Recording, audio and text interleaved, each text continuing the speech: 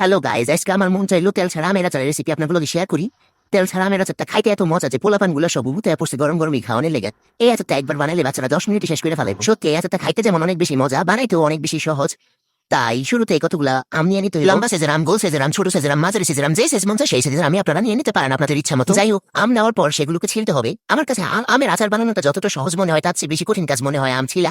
কিন্তু আমার কোনো সমস্যা নেই, আমার মেয়ে আছে এই আম ছিলার জন্য। আমার মেয়ে আবার এই আম ছিলার মধ্যে খুবই এক্সপার্ট।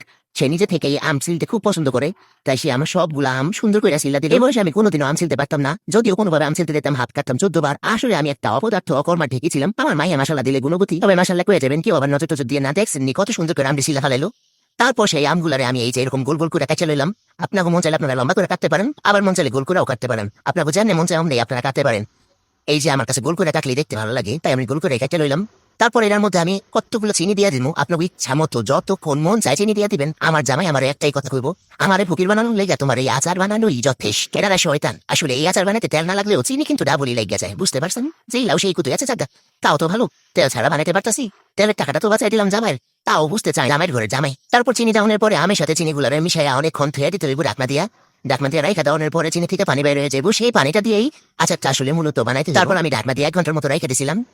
তারপর সেই চিনির পানি সহ আমটাকে চুলায় বসাই দিতে হইব।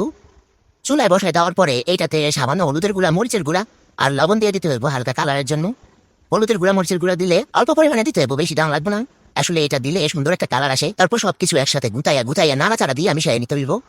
তারপর এটার মধ্যে দিয়ে দিব আমি বিট লবণ, কারণ আমার কাছে কোনো আচারই বিট লবণ ছাড়া মজা লাগে না। আপনার মন না চাইলে আপনারা শুধু সাধারণ লবণও দিয়ে দিতে পারেন, কিন্তু আমি বিট লবণ অবশ্যই ব্যবহার করি, আমার মেলে ভালোই লাগে না। তারপর দিয়ে দিতে হইব ভিনেগার। ভিনেগার দিলে আচারটা অনেকদিন ভালো থাকে, যদিও আমার আচার 10 মিনিটেই শেষ হয়ে যায়। তারপর আমি ভিনেগার দিলাম, মনের শান্তি আর কি। তারপর এখানে দিয়ে দিতে হইব একটু শুকনা মরিচের গুঁড়া। তারপর সবকিছু দেওয়ার পরে আস্তে করে আলতোভাবে একটু নাড়াচাড়া করতে হবে। বেশি আবার গুতাইয়া নাড়তে যাবেন না, তাইলে সব আলু ভর্তা হয়ে যাবে আচারের বদলে। কারণ এই আচারটা যেহেতু অনেক নরম থাকে, তাই এটাকে ধীরে ধীরে নাড়তে হবে। আমি যখন দেখলাম ওই পাতিলটাতে আচারটা একদম কম হয়ে গেছে সিদ্ধ হওয়ার পর, তাই একটা পাতিলে ঢাইলা সেটার মধ্যে পাঁচফোড়নের গুঁড়া দিয়ে দিলাম। পাঁচফোড়নের গুঁড়াটা সবসময় আচারের শেষ পর্যায়ে এসে দিতে হয়, তাইলে দেখতে অনেক সুন্দর হয়। আচারটা যখন সঙ্গে আঠালো হয়ে ঘন হয়ে সুন্দর একটা কালার আসবে, তখনই বুঝতে হবে যে আচারটা হয়ে গেছে। এই যে আমার আচারি কত সুন্দর একটা কালার এসে পড়ছে, তাই আমি একটা প্লেটে নিয়ে নিলাম। তারপর আমার সাঙ্গ সামনে নিয়ে যাওয়ার পরে ওরা তো গরম গরমই এটার উপর হামলা দেওয়া শুরু করছে। এমন ভাবে হামলা দিছে যে গরম গরমই হাত পুড়াই হইলেও খাইতে। গুড়া থেকে গুড়া এমন কেউ নাই যে এই আচারটা পছন্দ করবো না। এই কাশ্মীরি আচারটা সবার অনেক বেশি পছন্দ হয়, কারণ এটা ঝাল না, সেজন্য সবাই খাইতে পারে। আপনারাও একবার ট্রাই করে দেখতে পারেন। আজকের মতো এখানেই বিদায় নিলাম। ভিডিওটি ভালো লাগলে লাইক কমেন্ট করে পাশে থাকবেন, আর অবশ্যই শেয়ার করে দিবেন।